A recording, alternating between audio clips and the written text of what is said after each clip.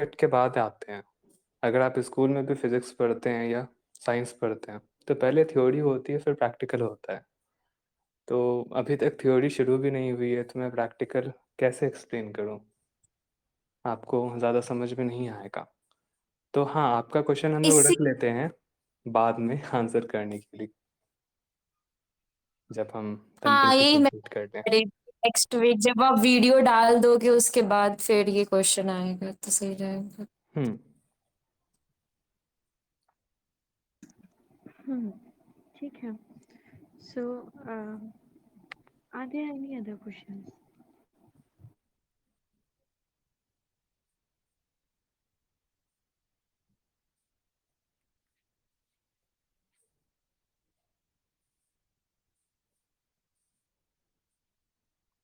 अच्छा Suyash, I want to hmm. Continue one thing. आपको पता है कि लास्ट वीसी से चीज़ें कंटिन्यू हो रही हैं, मेमोरीज और ब्रेन ट्रांसप्लांट एंड ब्रेन में मेमोरीज स्टोर हम्म। हो सकती हैं या नहीं, रिगार्डिंग टू दैट. इस पर हमने काफ़ी अच्छा डिस्कशन भी किया. बट देन शायद आप ऑनलाइन नहीं थे, but let me tell you, there was some person, hmm. He came, he said नहीं ब्रेन में होती है नॉन. So give some clarity to people, like if memories are not stored in brain, and as we hmm. talked, reflexes are there, neurological patterns were there. So basically हम्म। हो क्या रहा है, कहाँ पे memory saved है. एंड आत्माएं हम्म। हैं, आत्माएं शरीर छोड़ देती हैं और भूलोक पे हम्म। ही रह जाती हैं अकाल मृत्यु हम्म। के द्वारा. तो वो भी तो हम्म। अपनी मेमोरी से, अपने स्टोर्ड इमोशन से परेशान है. तो ये तो हम्म। मेमोरीज को छोड़ के इनफैक्ट इमोशंस भी ब्रेन कंट्रोल नहीं कर रहा है. So I want your reaction on this. देखिए, हमारे पास सब्सटैंशियल एविडेंस है इस बात को प्रूव करने के लिए कि ब्रेन मेमोरी को कंटेन नहीं करता है। अगर ब्रेन मेमोरी को कंटेन करता तो वो एक इंसेक्ट जो अपने हेड को रीजनरेट कर लेता है, अपने ब्रेन को रीजनरेट कर लेता है विथ मेमोरीज, वो नहीं कर पाता। अगर वो कर पा रहा है दैट मीन्स कि ब्रेन मेमोरीज को स्टोर नहीं करता है। मेमोरीज को कोई और, किसी और रेल्म में कंटेन किया जा रहा है, कोई और इसको कंट्रोल कर रहा है, समथिंग एल्स। बॉडी मेमोरीज को कंटेन नहीं करती है। रिसेंटली एक एक्सपेरिमेंट हुआ था, रिसेंट तो नहीं, जब से हार्ट ट्रांसप्लांट शुरू हुआ है तब से ये देखा गया है कि हार्ट जब एक डोनर देता है और एक रेसिपिएंट उसको रिसीव करता है, तो कभी कभी ऐसा ऑब्जर्व किया गया था कि जो रेसिपिएंट है उसके अंदर मेमोरीज आ जाती है डोनर की। मतलब जिसने हार्ट दिया है उसकी मेमोरी उसके अंदर आ जाती है जिसने हार्ट रिसीव किया है। तो अगर सारे मेमोरीज ब्रेन में रहते हैं तो इनके मेमोरीज कैसे एक्सचेंज हो रहे हैं आपस में? यहाँ पे ब्रेन का कोई रिश्ता नहीं है, यहाँ पे सिर्फ हार्ट का रिश्ता है। जब हार्ट ट्रांसप्लांट हुआ है तो मेमोरीज कैसे एक्सचेंज हुए? जैसे एक केस है, बहुत फेमस केस, दो बच्चों का। दो बहुत छोटे छोटे बच्चे थे, 3 और 5 साल के। उनमें से एक रेसिपिएंट था और एक डोनर। तो जब डोनर ने दिया अपना हार्ट तो वो मर गया था, वो छत से गिर के मर गया था वो छोटा बच्चा। तो उसका हार्ट जो है दूसरे बच्चे के बॉडी में लगाया गया जिसको हार्ट में कोई प्रॉब्लम थी। तो जिस बच्चे के बॉडी में लगाया गया उसे भी उसे भी डर लगने लगा छत से गिरने से। और उसे नाम पता चल गया उसका जिसने हार्ट दिया था, डोनर का उसे नाम भी पता चल गया। एंड ही सेड कि मुझे डोनर दिखाई देता है, वो छोटा बच्चा है, वो कहता है कि मुझे छत पे से गिरने से डर लगता है। तो ये सारी चीजें हैं। हाँ, दैट डजंट मीन कि हार्ट में मेमोरी स्टोर होती है। मैंने इसका एग्जांपल इसीलिए दिया क्योंकि मैं ये बताना चाहता था कि memories are not limited to brain. और जहाँ तक इस केस का बात है तो हमारे योगिक पद्धति के अनुसार जो हार्ट है, दिल, हृदय, वो जीवात्मा का सीट है। जीवात्मा हार्ट में निवास करती है। हमारे सारे उपनिषद, योगिक शास्त्र, सब में यही लिखा है।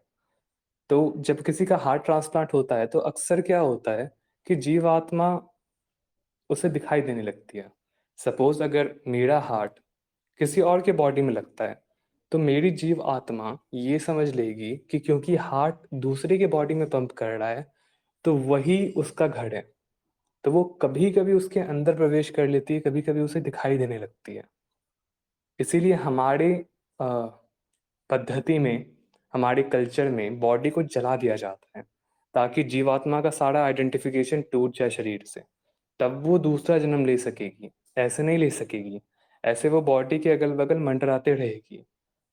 इसीलिए जितने भी पैरानॉर्मल एक्टिविटीज होते हैं, वो अक्सर आप हम्म, कब्रिस्तान में देखोगे, क्योंकि वहां पे या बॉडी को जलाई नहीं जाती, वहां पे स्टोर करके रखते हैं।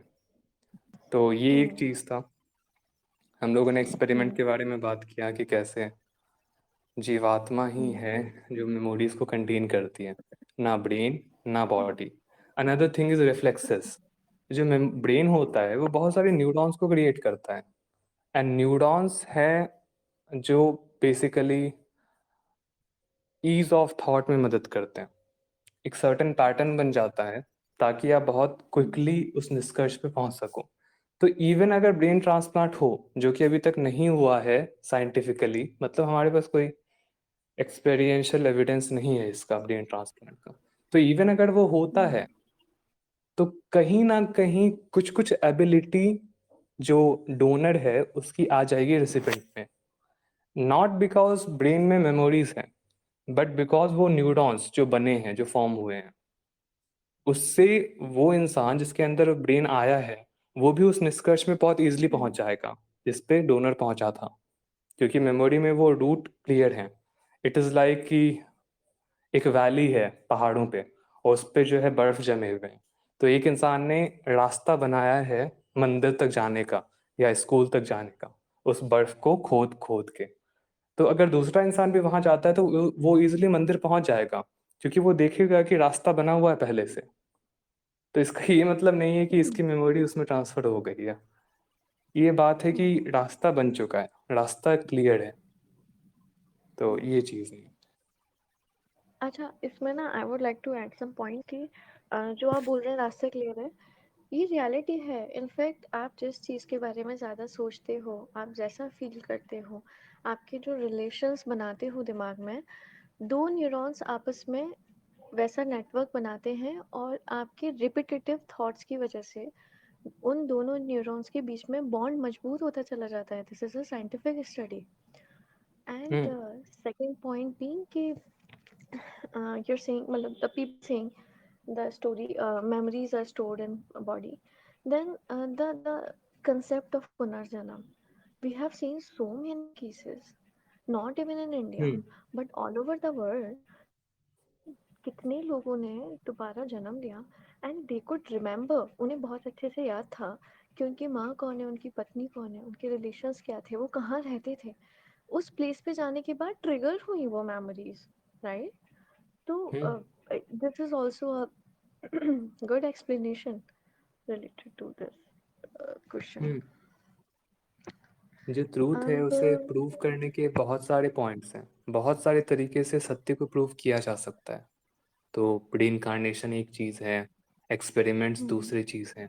कुछ कुछ लोग रीइंकार्नेशन पे बिलीव नहीं करते हैं, but I will say that is pure ignorance.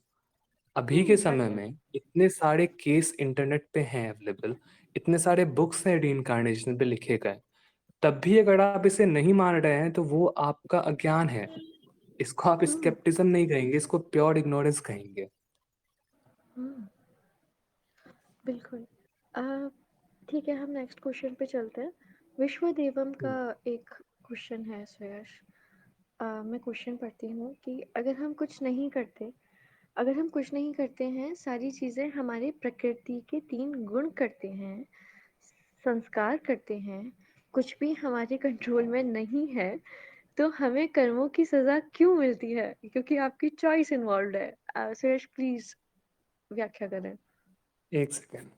आप कह रहे हैं कि हम अगर कुछ नहीं करते हैं, सब कुछ हमारे हमारे गुण कर रहे हैं, हमारे संस्कार कर रहे हैं, हमारा शरीर कर रहा है, तो हमें कर्मों की सजा क्यों मिल रही है?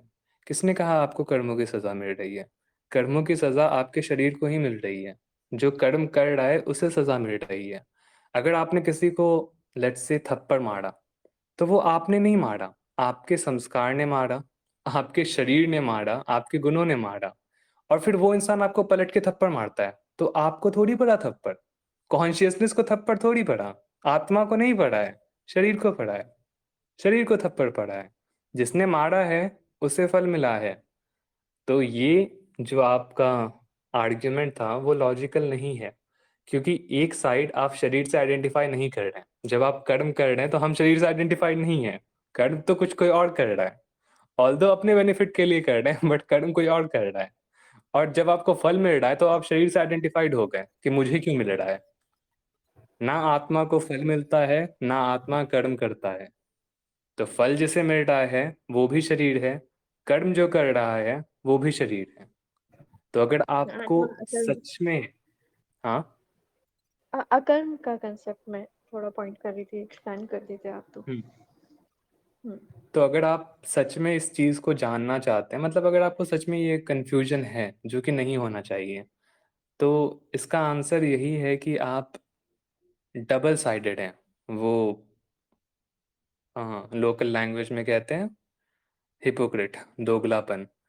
इधर आप जो है शरीर से आइडेंटिफाइड नहीं कर रहे हैं, और जब आपको फल मिल रहा है तो आप अचानक शरीर से आइडेंटिफाइड हो चुके हैं। That is not the right thing to do, है ना। बिल्कुल। नेक्स्ट क्वेश्चन की तरफ मूव ऑन करते हैं। So, what Manav Dharma Shastra should one follow to become Sattvic and be able to, um, sorry, I lost the question, and be able to be proven a good Shishya? Okay, Manav Dharma Shastra one should follow to become Sattvic and to become a good Shishya. Suyash. हम्म। सत्व, सत्व basically means harmony. जब आप बिल्कुल balance में रहते हैं, ना आप लेट से ज़्यादा खाते हैं, ना आप कम खाते हैं, बिल्कुल भी तपस्या नहीं है, ना बहुत ज़्यादा प्लेजर है टुवर्ड्स, बहुत ज़्यादा कंपल्शन है टुवर्ड्स ईटिंग।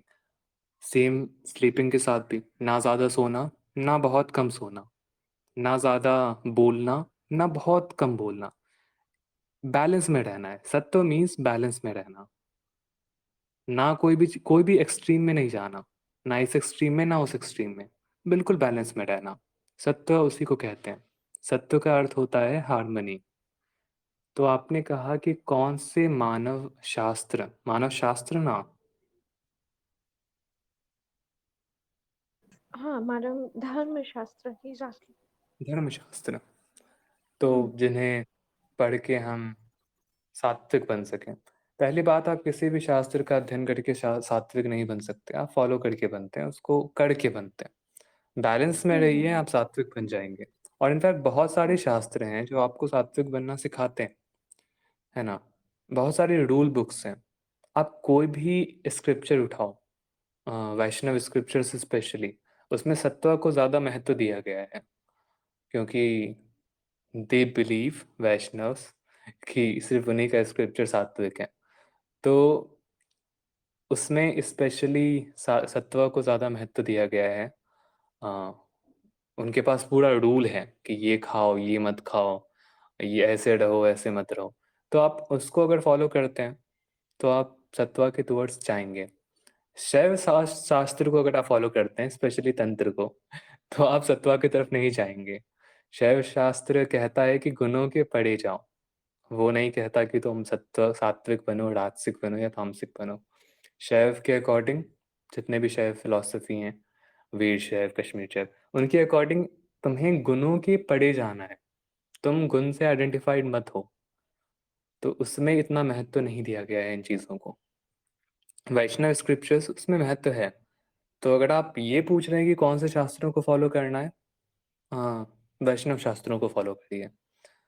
पुराणों में, भागवत पुराण, जितने भी वैष्णव पुराण है, उसमें इस चीज़ का कहीं ना एक चैप्टर आपको मिल जाएगा कि कैसे एक सात्विक लाइफ कंडक्ट करें। सब कुछ फॉलो नहीं करना है, जो आपको चाहिए वो फॉलो करिए। और आपने पूछा कि एक अच्छा डिसाइपल कैसे बन सकते हैं। डिसाइपल बनने की तीन चीज़ें हैं। मैं बहुत ही बेसिकली उसको डिफाइन करता हूँ 3 एस्पेक्ट्स में। नंबर 1 ट्रस्ट, श्रद्धा। आपको गुरु के प्रति बहुत अपार श्रद्धा होनी चाहिए। श्रद्धा ऐसी कि अगर गुरु बोलें कि चाहो तुम पानी में कूद जाओ, तो पहले आप पानी में कूद जाओगे और बाद में पूछोगे कि क्यों आपने कहा पानी में कूदने के लिए। कोई क्वेश्चन नहीं होना चाहिए उनके प्रति। पूरी तरह से ट्रस्ट होना चाहिए, प्योर ट्रस्ट, उसे कहते हैं श्रद्धा। दूसरा चीज है प्रेम।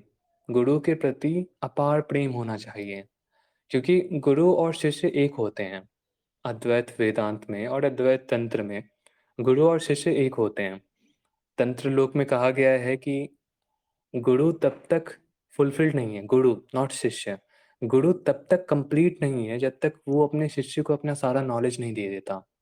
जब तक शिष्य मुक्त नहीं है तब तक गुरु मुक्त नहीं है, क्योंकि वो दोनों एक ही हैं। तो दूसरी चीज है प्रेम। गुरु के प्रति बहुत ज्यादा प्रेम होना चाहिए, बहुत। मतलब कोई भी सेल्फिश एटीट्यूड नहीं होना चाहिए कि मुझे ये चाहिए इसीलिए मैं गुरु से प्रेम कर रहा हूँ। गुरु कैसा भी हो, वो आपसे किसी भी तरह से बिहेव करे, आपको उसके प्रति प्रेम होना चाहिए।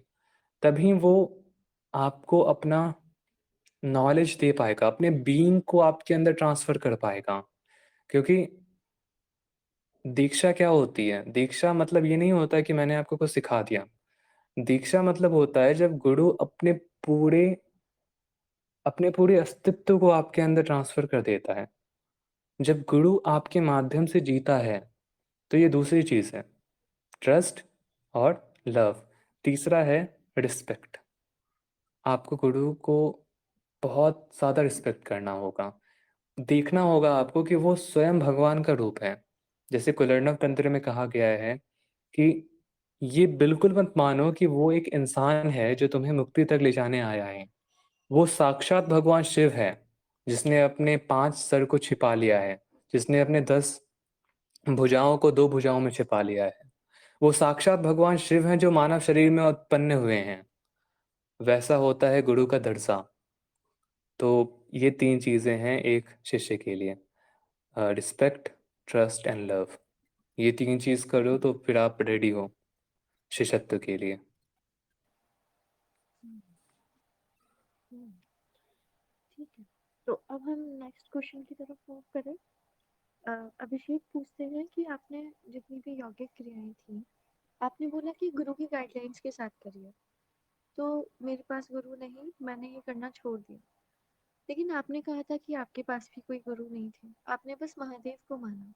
तो अब आप बताइए कि कौन सी बुक से लर्न किया जाए, क्योंकि मुझे ऐसा कोई नहीं मिल रहा जिसके पास जाके मैं कर सकूं। और फिर डेली काम लाइक पढ़ाई एंड ऑल, तो इनकी भी तैयारी रहती है। तो guide me, how can I do this? Hmm, पहली बात तो ये है कि जब एक योगा को हम साइड में रखते हैं, जब हम नॉर्मल पढ़ाई करते हैं, जब हम किसी भी कंपटीशन की तैयारी करते हैं, जी नीट, यूपीएससी, इनफैक्ट स्कूल में भी जितने भी बेसिक स्टडीज हैं, उन सबको करने के लिए हम गुरु के पास जाते हैं, कॉलेज जाते हैं, ट्यूशंस जाते हैं। वहाँ पे ये सवाल नहीं आता कि घर पे इसको कैसे करें। हम जाते हैं एक टीचर के पास, और वो इतना लीस्ट इम्पॉर्टेंट है, फिर भी हम एक टीचर के पास जाते हैं, फिर भी हम घर छोड़ के एक कॉलेज ज्वाइन करते हैं, हाँ, इंस्टीट्यूशन कोटा ज्वाइन करते हैं। जबकि वो, अगर हम मुक्ति के क्राइटेरिया से देखें, हम अनंत जन्मों के क्राइटेरिया से देखें उसके कॉन्टेक्स्ट पे, तो ये कितनी बेसिक चीज है, ये कितनी मामूली है, तो कितना सुपरफिशियल है। लेकिन तब भी हम उसके लिए गुरु के पास जाते हैं। लेकिन जब यहाँ पे योगा का बात आता है तो फिर हमें गुरु नहीं मिलता, तो हम गुरु के पास जाने से हिचकते हैं। इतने सारे आश्रम हैं, इतने सारे टीचर्स हैं योगा के, आप किसी के पास भी नहीं गए और आप ये कह रहे हैं कि मुझे गुरु नहीं मिला। मेरे अकॉर्डिंग आप जितना मैं आपको जानता नहीं हूँ कि आप कौन है, बट मुझे ये लगता है कि आपने कभी टेस्ट भी नहीं किया है। किसी गुरु के पास जाके। तो अगर आपको सच में योगा सीखना है, जो तंत्र मार्ग है, योगा मार्ग है, फिजिकल बॉडी से क्रिया क्रिया योग कहते हैं जिसे, तो आपको गुरु को खोजना ही पड़ेगा। कोई और ऑप्शन नहीं है यहाँ पे। किसी गुरु के पास जाइए, किसी आश्रम में, उसके साथ रहिए 1 साल 2 साल, उसके उनके गाइडेंस में। अगर आपको लगे कि ये सही इंसान है तो अच्छी बात है, फिर अपने लाइफ को डिवोट कर दीजिए उस योगिक प्रैक्टिस में, 7 साल 8 साल 10 साल। अगर आपको लगे कि नहीं ये भी कोई हिपोक्रिट है, कोई दिखावटी इंसान है, तो दूसरे के पास जाइए। 10 में से 1 इंसान आपको रियल मिलेगा ही मिलेगा, जो आपकी लाइफ बदल देगा। ऐसा नहीं है कि आपको किसी एक गुरु के पास ही रहना है। अगर आप देख रहे हैं कि वो इंसान ट्रस्टवर्दी नहीं है, तो आप दूसरे के पास जाइए। हाँ, हमारे तंत्र में ये बहुत क्लियरली कहा गया है कि अभिनव गुप्ता ने कहा है कि अगर आपको फील होता है कि आपका जो गुरु है वो आपको नॉलेज देने में सफिशिएंट नहीं है, केपेबल नहीं है, तो आपके पास पूरा राइट है उसे छोड़ के दूसरे गुरु के पास जाने का। तो कोई प्रॉब्लम नहीं है इसमें। आपको निकलना पड़ेगा, लोगों के पास जाना पड़ेगा, उनसे सीखना पड़ेगा। पहले के समय में इंटरनेट नहीं होता था, पहले के समय में बुक्स नहीं होते थे। जिनको ये सीखना था, जिनके पास डेडिकेशन था इसे सीखने का, वो घर से निकल जाते थे। उस समय ट्रेन भी नहीं था, वो पैदल निकल जाते थे गुरु की तलाश में। तो उतना डेडिकेशन अगर आपके पास है तो बिल्कुल मिलेंगे आपको गुरु। फिर आपका दूसरा पॉइंट था कि मेरे पास समय नहीं है, पढ़ाई एंड ऑल। तो अभी आप योगा कैसे करेंगे? जब आपके पास समय ही नहीं है तो फिर आप योगा के लिए समय कैसे निकालेंगे? तो मैं आपको सजेस्ट करूँगा कि अभी आप जाप करिए। योगा, जितने भी फिजिकल एक्सरसाइजेस हैं जैसे महाबंद, महामुद्रा इत्यादि, वो आप अभी मत करिए। अभी आप मेडिटेशन पे ध्यान दीजिए, विपासना, जाप, इन चीज़ों पे ध्यान दीजिए। आपको ज़रूरी नहीं है अभी योगा प्रैक्टिस करने की। योगा आई मीन हठ योग। जब मैं योगा कह रहा हूँ तो उसका मतलब है हठ योग, क्रिया योग। इन चीज़ों को प्रैक्टिस करने की अभी आपको ज़रूरत नहीं है। उन चीज़ों को प्रैक्टिस करिए जिसमें किसी भी गुरु की आवश्यकता नहीं है, जैसे जाप, जैसे मेडिटेशन, विज्ञान भैरव तंत्र के मेडिटेशंस। बहुत सारी मेडिटेशन है विज्ञान भैरव तंत्र में। इनफैक्ट इनफैक्ट विज्ञान भैरव तंत्र के किसी भी मेडिटेशन में आपको गुरु की आवश्यकता नहीं है, तो आप उसको प्रैक्टिस करिए। जब मैंने शुरू किया था तो मैंने विज्ञान भैरव तंत्र के मेडिटेशन से शुरू किया था, और फिर मुझे, हाँ, स्वप्न दीक्षा मिला। वो भी एक तरह का इनिशिएशन है, इसके बारे में हम कभी और बात करेंगे। स्वप्न दीक्षा मिला जाप का, तो मुझे स्वप्न में मंत्र मिला महादेव से। या आप मानना चाहो तो मानो, नहीं मानना चाहो तो कोई बात नहीं। खैर, तो उसके बाद फिर मैंने जाप शुरू किया। मैंने स्टार्टिंग की मेडिटेशन से, विज्ञान भैरव तंत्र के, फिर मैंने जाप किया, और उसके बाद बहुत सारी चीज़ें हुई। तब मैंने जाके क्रिया योग शुरू किया। ठीक है, तो आप भी अगर आप मेरे फुटस्टेप्स को फॉलो करना चाहते हैं, पहले मेडिटेशन और जाप करिए। जब आप रेडी होंगे, जब भगवान को लगेगा कि आप सक्षम हैं, तो या तो आपके लिए गुरु भेज दिया जाएगा, या तो ऐसी ऐसी घटनाएं घटेंगी कि आपको गुरु मिल जाएंगे, कि आप खुद गुरु के पास खींचे चले जाएंगे। ठीक है, तो अभी आपको कहीं ना कहीं से शुरू करना है। माय रिकमेंडेशन विल बी कि आप जाप से शुरू करो हम्म और मेडिटेशन प्रैक्टिसेस से। हम्म अगेन श्रेयस, जो बहुत रिपीटेड क्वेश्चन है, I can see this in here. इसमें लिखा है कि शिव ने पूरी सृष्टि का निर्माण किया, तो फिर उन्होंने ऐसे लोग क्यों बनाए जो उन्हीं की निंदा करते हैं, उन्हीं का विरोध करते हैं, और इतनी सारी डिफरेंट फिलोसफीज। हम्म हम्म, पहली बात तो ये है कि शिव नॉर्मल इंसान नहीं है जिनका निंदा से अहंकार हर्ट हो जाए, ईगो हर्ट हो जाए। ठीक है, हम लोगों को प्रॉब्लम होती है जब हमारी कोई निंदा कर देता है, क्योंकि हम लिमिटेड बीइंग्स हैं, हम गुलाम हैं दूसरों के। एक अच्छा खासा दिन चल रहा है आपका, आप बहुत खुश हैं, आप बाहर निकलते हैं, सनलाइट देखते हैं, और फिर एक इंसान आता है और आपके बारे में बुरा कह देता है, पूरा दिन खराब हो जाता है आपका। आप बहुत ज़्यादा इफ़ेक्टेड हो जाते हो क्योंकि उसने आपके बारे में कुछ बुरा कह दिया।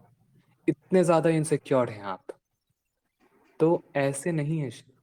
शिव अपने आप को जानते हैं कि मैं कौन हूँ। शिव को किसी के वैलिडेशन की आवश्यकता नहीं है। उनका ईगो हर्ट नहीं होता है किसी की निंदा से। दूसरी बात है कि ये मैंने बहुत ही शिव को इंसान के रूप में इंसान के लेवल पे, आपके अंडरस्टैंडिंग के लेवल पे ला के आंसर दिया। दूसरी बात है कि शिव कोई इंसान नहीं है, हाँ, जैसे सगुण रूप में आप इमेजिन करते हैं उसे, जो आप कैलेंडर में फिगर देखते हैं। शिव चेतना है। शिव आपका वास्तविक स्वयं है। आप जो अवेयर रहते हैं, वो अवेयरनेस, वह शिव है। तो बताओ कि अवेयरनेस को फर्क पड़ता है क्या कि कोई उनकी निंदा करता है या उनकी तारीफ करता है? तारीफ और निंदा कहाँ से निकलता है? वो माइंड से निकलता है। माइंड है जो एक सेंटेंस को तारीफ मानता है या निंदा मानता है। मैंने आपको एक सेंटेंस बोला, आप उसे कैसे लेते हैं वो आपके माइंड पे निर्भर करता है। अगर आपके अंदर नेगेटिविटी है तो आप उसको बुरे वे में लेंगे, आप उसे निंदा समझेंगे। अगर आपके अंदर पॉजिटिविटी है तो आप उसे कंस्ट्रक्टिव क्रिटिसिज्म की तरह लेंगे। इनफैक्ट कुछ कुछ लोग क्रिटिसिज्म लेते ही नहीं है, उनको लगता है कि ये मेरी तारीफ है। ये माइंड पे डिपेंड करता है कि ये क्रिटिसिज्म है कि कॉम्प्लीमेंट है ना? चेतना दोनों में समान रहती है। चेतना को फर्क नहीं पड़ता। चेतना अवेयर है, वो जागरूक है उस पार्टिकुलर सेंसेशन के प्रति, मे डैट बी क्रिटिसिज्म और कॉम्प्लीमेंट। चेतना जागरूक है। माइंड है जो उसको अपने अहंकार के कॉन्टेक्स्ट में देखता है कि ये क्रिटिसिज्म है या कॉम्प्लीमेंट है। चेतना को फर्क नहीं पड़ता इससे। चेतना के लिए कुछ भी अच्छा नहीं है, कुछ भी बुरा नहीं है। चेतना के लिए सिर्फ यूनिटी है। एग्जाम्पल, आपका सपना। आप सब स्वप्न देखते हो। स्वप्न में आप इमेजिनरी कैरेक्टर्स बनाते हो, जैसे भूत, प्रेत। और ये भूत प्रेत जो है आपको हार्म कर रहे हैं। लोगों को नाइटमेयर्स आते हैं, डरावना सपना। उस डरावने सपने के अंदर जो भूत होता है, वो भी तो आप ही होते हैं ना। आपका माइंड ही उसे क्रिएट करता है। तो आप क्यों क्रिएट करते हो? क्वेश्चन ये है। उसी तरीके से शिव भी क्रिएट करते हैं। क्या फर्क पड़ता है? सब कुछ तो उन्हीं की चेतना है। शिव को अपने से अलग मत देखो। शिव आप हैं। शिव आपकी चेतना है। तो जब सब कुछ ये संसार आपकी चेतना के अंदर से निकलता है तो क्या फर्क पड़ता है? माइंड है जो इसे कैटेगरीज में डालता है कि ये कॉम्प्लीमेंट है, ये क्रिटिसिज्म है, ये अच्छा है, ये बुरा है, ये पवित्र है, ये अपवित्र है। अगर डिस्टिंक्शन है, अगर पवित्रता है, अपवित्रता है, अगर कॉम्प्लीमेंट है और क्रिटिसिज्म है, इसका मतलब अद्वैत नहीं है, इसका मतलब द्वैत है। इसका मतलब आप डिवीजन, डिस्टिंक्शंस क्रिएट कर रहे हैं कि there is a thing called criticism and there is a separate thing called compliment. वो दोनों एक नहीं है। और अगर वो दोनों एक नहीं है तो आप शास्त्रों से भटक चुके हैं। तो आप अद्वैत वेदांत से भटक चुके हैं। रियलिटी अद्वैत है। माइंड है जो उसमें डिस्टिंक्शंस क्रिएट करता है। ठीक है?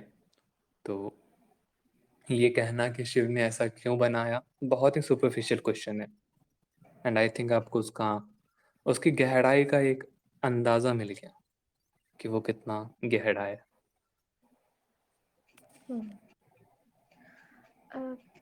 सुरेश निकंदन का एक क्वेश्चन था कि अ, स्वप्न दीक्षा कैसे मिलती है और हम कैसे पहचाने कि वो स्वप्न दीक्षा है, क्या सिम्टम्स हैं, हमें क्या फीलिंग्स होती हैं। He just want to ask a bit about it. Hmm. स्वप्न दीक्षा एक कॉम्प्लिकेटेड टॉपिक है, बट मैं जनरल वे में उसको डिफाइन करता हूँ यहाँ पे। बेसिकली दीक्षा दो तरह से मिल सकती है आपको। एक, जब यूनिवर्सल कॉन्शियसनेस एक इंसान के रूप में आता है और आपको इनिशिएट करता है रिचुअल्स के बेसिस पे। दूसरा, जब आप पहले से इनिशिएटेड हैं अपने पास्ट लाइफ से, तो वो जो इनिशिएशन है, वो जो मंत्र आपको पिछले जन्म में प्रदान हुआ था, वो वापस आपके कॉन्शियस लेवल पे आता है। जो आपको पिछले जन्म में मिला था, जो आपके पिछले जन्म के मेमोरीज़ थे, वो स्टोर हो चुके हैं आपके अनकॉन्शियस माइंड में, है ना? तो जब वो रीसर्फेस होती है, वापस कॉन्शियस माइंड में आती है, तो वो यूजुअली आती है स्वप्न के माध्यम से। तो हमें पता चल जाता है कि ये मंत्र या ये विधि, मेडिटेशन की विधि, ये ऑलरेडी हमारे अनकॉन्शियस की गहराइयों में है।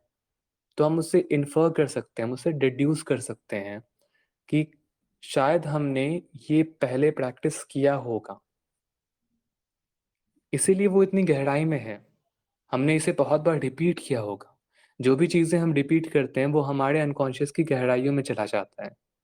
आपके अनकॉन्शियस की गहराइयों में आपका नाम है, एग्ज़ाम्पल, क्योंकि आपने उसे बहुत बार रिपीट किया है। आपने उसे इतनी बार रिपीट किया है कि इवन अगर आप सोए हुए हैं, इवन अगर आपका कॉन्शियस माइंड एक्टिव नहीं है, गहरी नींद में है, तब भी अगर आपका कोई नाम पुकारता है तो आप रिस्पॉन्ड करते हैं। क्योंकि आपके अनकॉन्शियस के अंदर वो नाम बहुत डीप में है। और क्यों है डीप में? क्योंकि आप जन्म से अभी तक इसे रिपीट करते आ रहे हैं। आप सुनते आ रहे हैं, बोलते आ रहे हैं अपने नाम को। उसी तरीके से जब भी आप किसी प्रैक्टिस को, किसी मंत्र को बहुत बार रिपीट करते हैं, तो वो आपके अनकॉन्शियस की गहराइयों में चला जाता है। तो अगर हमें पता चलता है अचानक स्वप्न के माध्यम से कि हमारे अनकॉन्शियस की गहराइयों में एक मंत्र है, तो हम उसे उससे डिडक्शन के माध्यम से जान सकते हैं कि शायद हमने पिछले जन्म में इस मंत्र का जाप किया है। तो जो प्रोग्रेस पिछले जन्म में हो चुकी है, हमें वहीं से इसको वापस कंटिन्यू करना है। इसको कहते हैं स्वप्न दीक्षा। अब इसको कैसे पहचानें? हर एक सपना स्वप्न दीक्षा नहीं होती है। अगर आप 5 या 6 बार किसी पार्टिकुलर मंत्र को सुन के, उसकी उसके संगीत को सुन के सो भी जाते हो, तो आपको सपने में वो मंत्र आ जाएगा। दैट डज़न्ट मीन कि वो दीक्षा है। जब कैसे कन्फर्म करें कि दीक्षा रियल है? पहले पहला ऑप्शन है कि किसी एक ऐसे इंसान के पास जाइए, जो आपको बता सके, जो जो आपकी कहानी को सुने और अपने एक्सपीरियंस के बेसिस पे आपको समझा सके कि वो वास्तव में दीक्षा थी या एक मामूली सपना था। दूसरा ऑप्शन है कि आप वेट करिए। अगर वो सच में दीक्षा है, अगर वो मंत्र आपके अनकॉन्शियस में सच में है, तो वो 2-3 बार बाहर आएगा, 4 बार बाहर आएगा, 5 बार बाहर आएगा।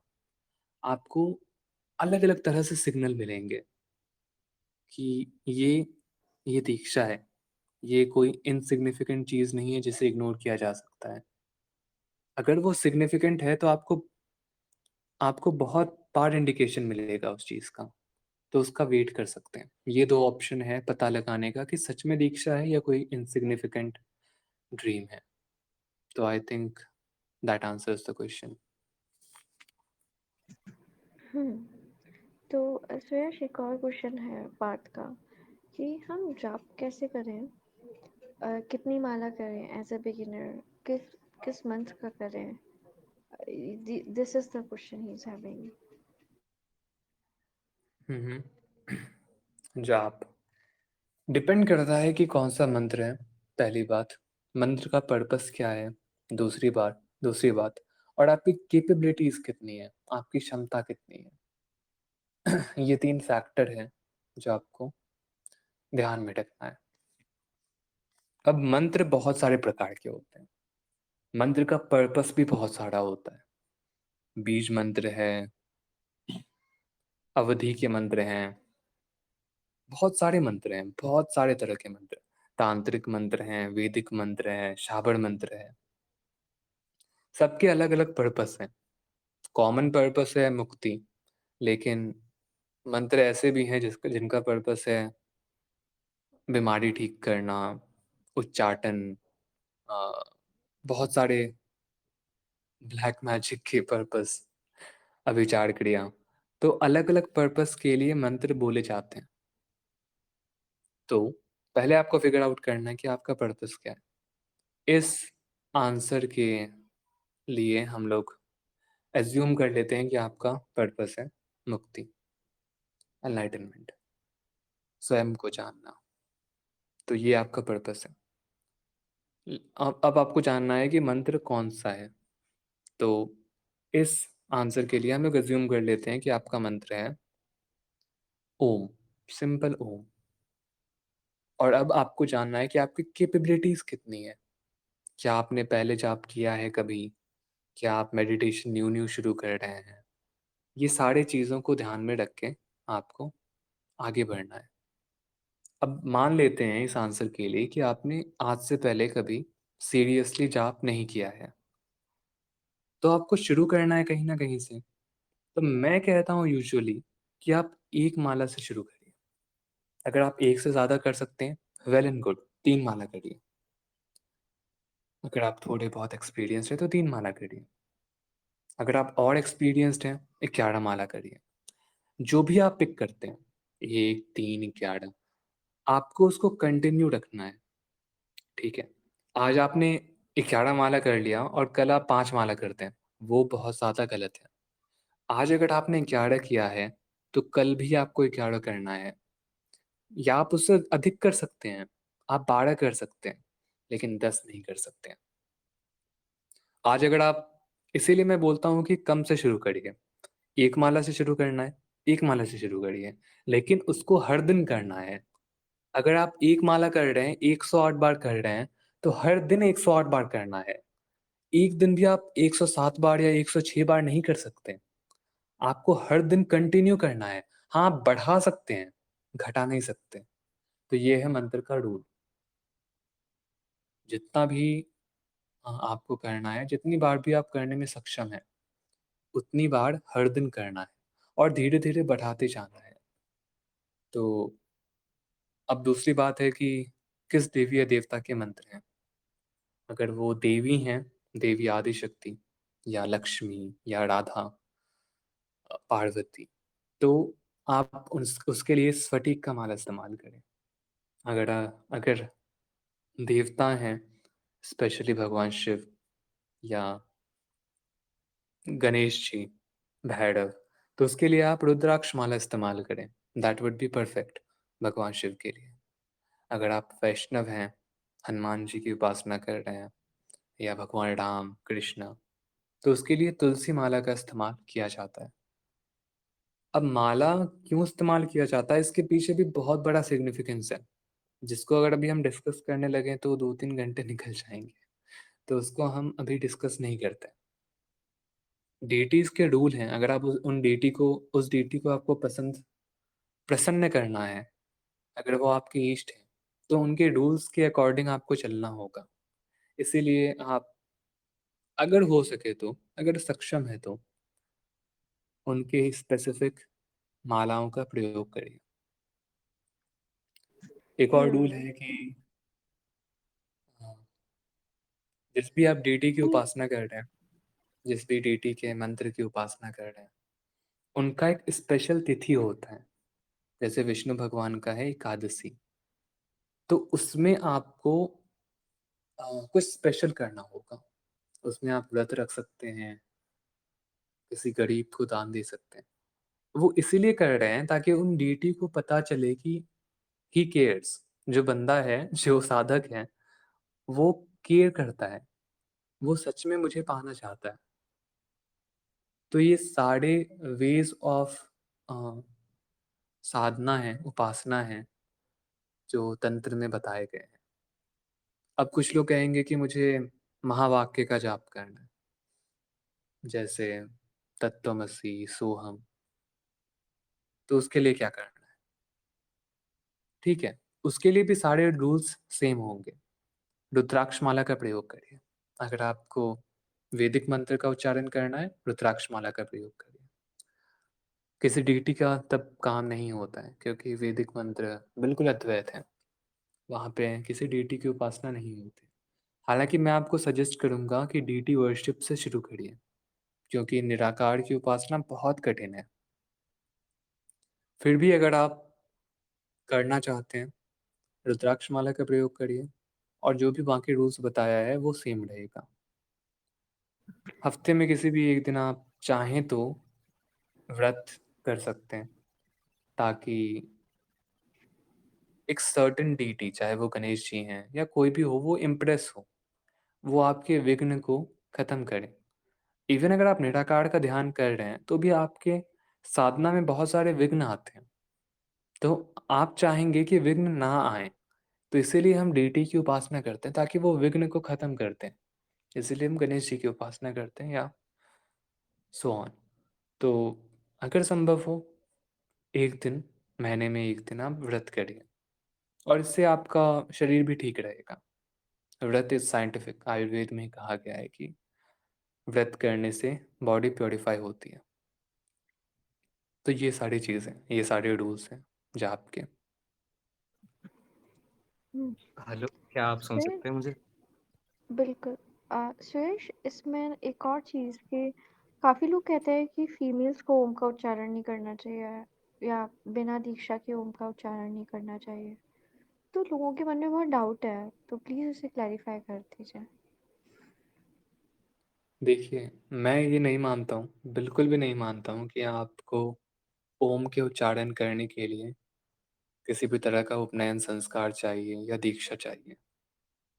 विज्ञान भैरव तंत्र में ओम है, ओम का उच्चारण, प्रणव का उच्चारण, और भगवान शिव कहते हैं कि वो बिना दीक्षा के भी किया जा सकता है, बिल्कुल किया जा सकता है। विज्ञान भैरव तंत्र के सारे मेडिटेशन विदाउट इनिशिएशन प्रैक्टिस किए जा सकते हैं, और उसमें ओम है, ओम चैंटिंग। दूसरी बात है कि स्त्री नहीं कर सकती है, कहीं नहीं लिखा है कि स्त्री नहीं कर सकती है।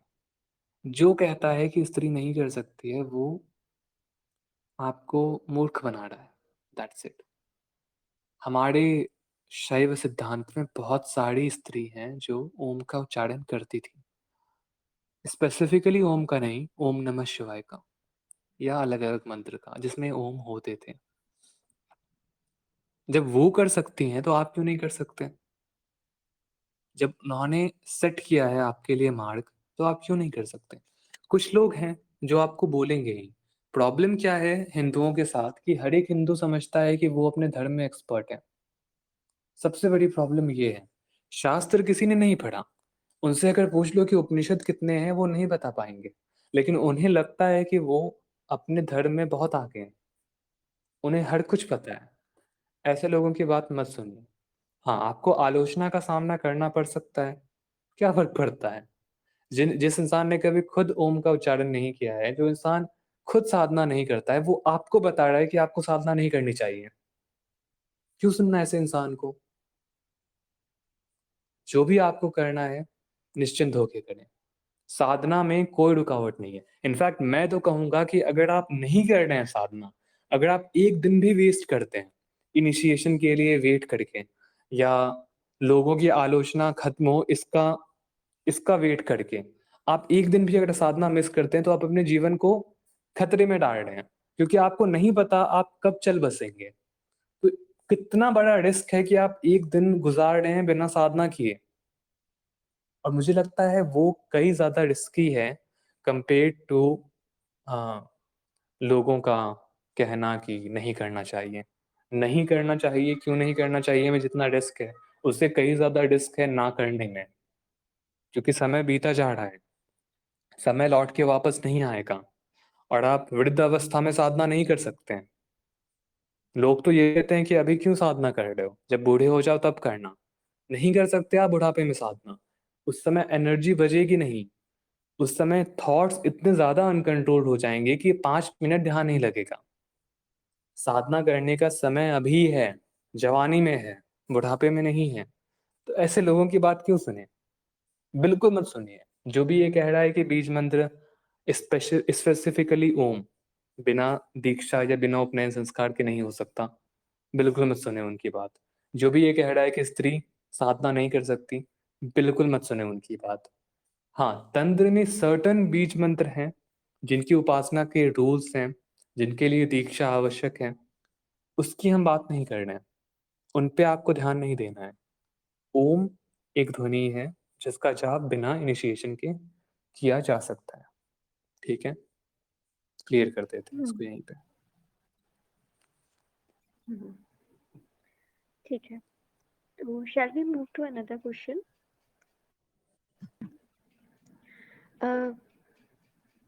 ताची पूछते हैं कि अगर आपको माइंड कंट्रोल करने से स्किज़ोफ्रेनिया आता है तो फिर कैसे माइंड चुप होगा? थोड़ा वियर्ड क्वेश्चन लगा मुझे ये, बट प्लीज बताइए सुयश, या फिर मैं एक्सप्लेन करने के लिए बोलूं? एक्सप्लेन कर दीजिए तो जी ताकि मैं ज़्यादा एग्जैक्टली, क्लियरली इसको आंसर कर I was also thinking the same. तो सकूं। प्लीज आप एक्सप्लेन करिए, इसको टाइप करिए, इतने हम दूसरा क्वेश्चन लेते हैं। नीति पूछती हैं कि रणबंधना क्या है और how to break it. Hidden अनुबंधन कहते हैं इसको। इसमें दो वर्ड्स हैं, हिडन और अनुबंधन।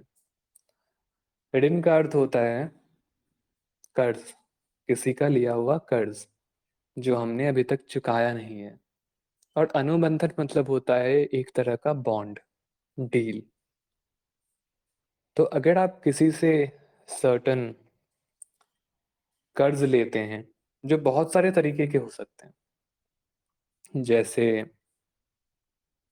कभी कभी होता है कि हम किसी से कोई हमसे बहुत ज़्यादा प्रेम करता है, कोई हमसे बहुत ज़्यादा अटैच्ड है, कोई हमारी बहुत अधिक केयर करता है और हम उनकी केयर नहीं करते, तो हमने उनका ऋण लिया जो हमें अगले जन्म में चुकाना पड़ता है, या इसी जन्म में, आम तौर पे अगले जन्म में चुकाना पड़ता है।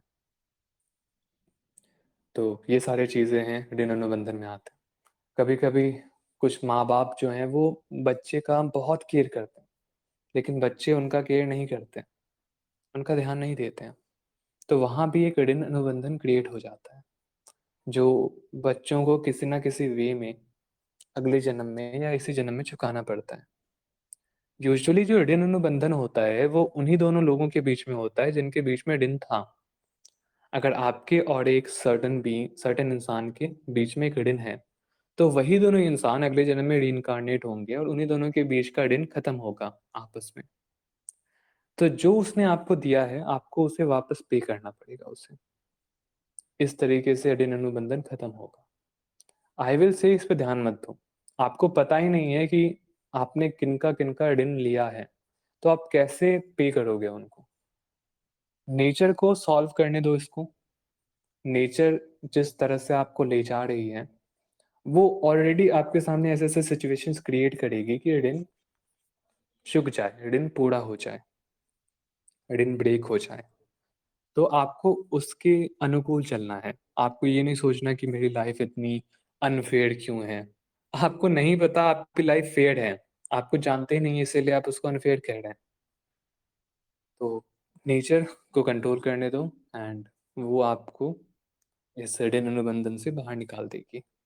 That's it. ठीक है। Are there any more questions? जी मेरा क्वेश्चन था। हाँ भौमिक, प्लीज आस्क।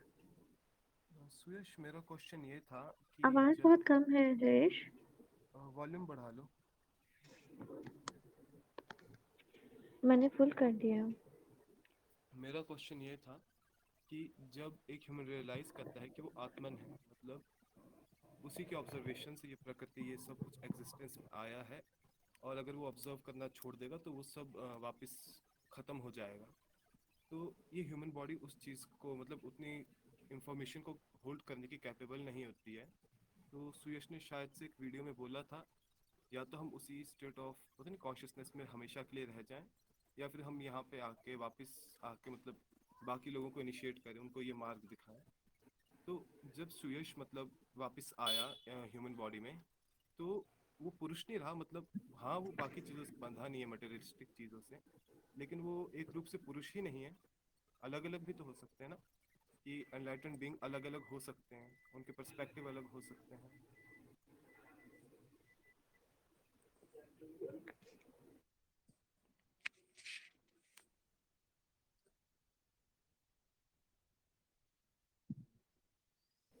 एक्चुअली मुझे ये क्वेश्चन ठीक से समझ में नहीं आया, मतलब आप इसे थोड़ा और डिस्क्राइब करें तो ज़्यादा बेटर होगा। मान लो कि अगर एक बंदा सोसाइटी में रह रहा है, मतलब शहर के लाइफ में वो एनलाइटेंड हुआ, और हम्म, एक बंदा जो जंगल में रह रहा है, ट्राइबल एरिया में रह रहा है, वो एनलाइटेंड हुआ। फिर वो दोनों मतलब वापस आए, मतलब बोलते हैं उन्होंने रियलाइज, उन्होंने ये डिसाइड किया कि वो बाकी लोगों को भी इनिशिएट करेंगे, जैसे जो चीज़ रियलाइजेशन उन्हें हुई थी। तो वो दोनों जिस तरीके से, मतलब वो मटेरियलिस्टिक चीज़ों से तो बंधे नहीं होंगे, लेकिन जो उनका जो रूप है ना, जो पुरुष में है, वो लिमिटेड है अभी के लिए इस बॉडी में। तो वो अलग अलग व्यू हो सकते हैं ना, ऐसा जरूरी थोड़ी है कि सभी एनलाइटेड बीइंग एक जैसे हो। मैंने ये रिसेंट वीडियो में बताया था, सबसे रिसेंटली जो मैंने वीडियो अपलोड किया उसमें मैंने ये बहुत क्लियरली समझाया था, एनलाइटन बीइंग बिल्कुल सेम नहीं होते।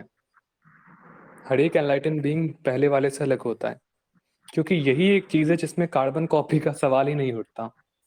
अगर आप देख रहे हैं कि एक एनलाइटन बीइंग दूसरे की तरह है एकदम डिट्टो, अगर वो बुद्धा की तरह एक्ट कर रहा है तो आप समझ लो, समझना सेफ रहेगा, 100 में से 99% चांस है कि वो इंसान एनलाइटन नहीं है, वो एक्टिंग कर रहा है।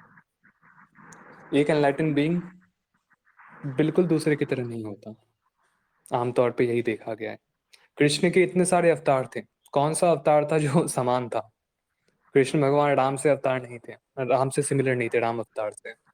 ना वो वराह अवतार से सिमिलर थे, ना बुद्ध अवतार से। सारे अवतार एक दूसरे से बहुत अधिक अलग थे। यही सिग्निफाई करता है कि एनलाइटन बीइंग के, बहुत सारे एनलाइटन बीइंग्स को कोई भी समान नहीं होता। शिव बिल्कुल अलग थे, दुर्वासा ऋषि बिल्कुल अलग थे, वशिष्ठ मुनि बिल्कुल अलग थे, विश्वामित्र बिल्कुल अलग थे। हर एक एनलाइटन बीइंग अलग अलग था, उनका नेचर अलग था, उनका हर कुछ अलग था, उनका मिशन अलग था, उनकी फिलॉसफी अलग थी। हालांकि फिलॉसफी का कोर एक था, लेकिन उनका बताने का तरीका अलग था, उनका मार्ग अलग था। हो सकता है मार्ग भी एक था, but way of teaching was different. कैसे वो उसको इंटरप्रेट करते थे वो अलग था। तो एक चीज बहुत ही सर्टन है कि एनलाइटन बीइंग्स अलग अलग होते हैं। एनलाइटन बीइंग्स का कुछ भी सिमिलर नहीं होता है, बहुत अलग होते हैं वो, बहुत अलग होते हैं प्रीवियस जनरेशन से, क्योंकि उनका काम है अपना एक पर्पस को पूरा करना।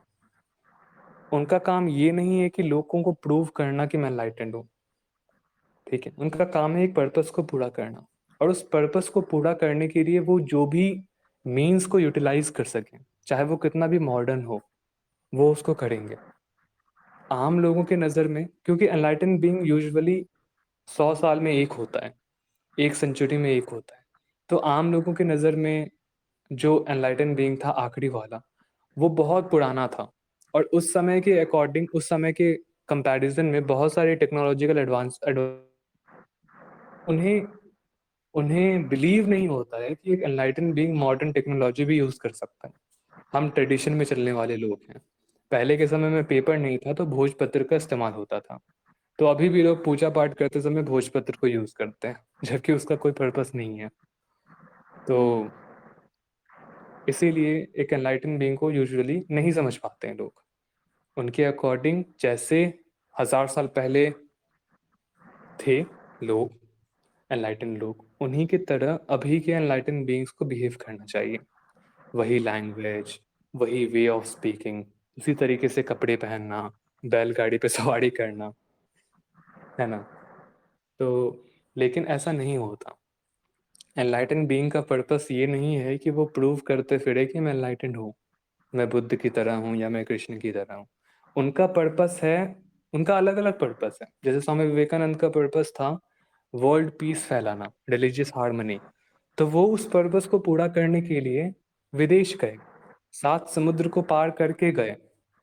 पहले के समय में हिंदू ऐसा मानते थे कि अगर आप 7 समुद्र को पार कर लेते हैं तो वो बहुत बड़ा पाप है, तो वो आप अपनी जाति को खो देते हैं, तो आप फिर ब्राह्मण नहीं रहते, तो फिर आप अछूत हो जाते हैं।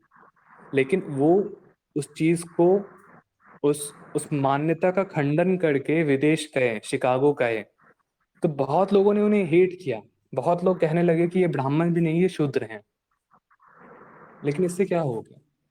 अभी हम जानते हैं ना वो कौन है। तो अक्सर ऐसा देखा गया है कि एनलाइटन बीइंग्स को लोग गलत तरीके से जज करते हैं, क्योंकि लोग अपने पुराने मानसिकता में ही फंसे हुए हैं।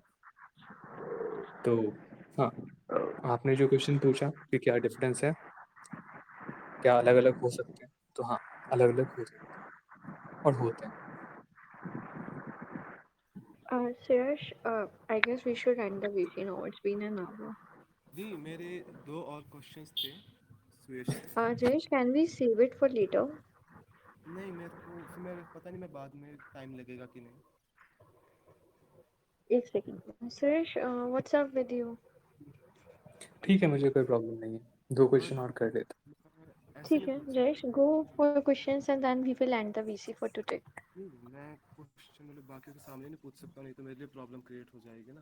तो मतलब बाकियों को म्यूट कर सकते हो क्या कि सुन ना पाए?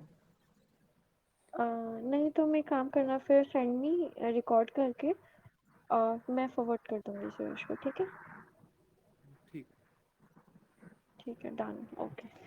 चलें जी, thank you everyone, thank you so much. जिनके क्वेश्चंस रह गए हैं, आई सीरियसली अपोलोजाइज। हम नेक्स्ट वीसी में कर लेंगे, but an hour is like really long time for Q and As. Next week मिलते हैं sir. Thank you so much Suresh.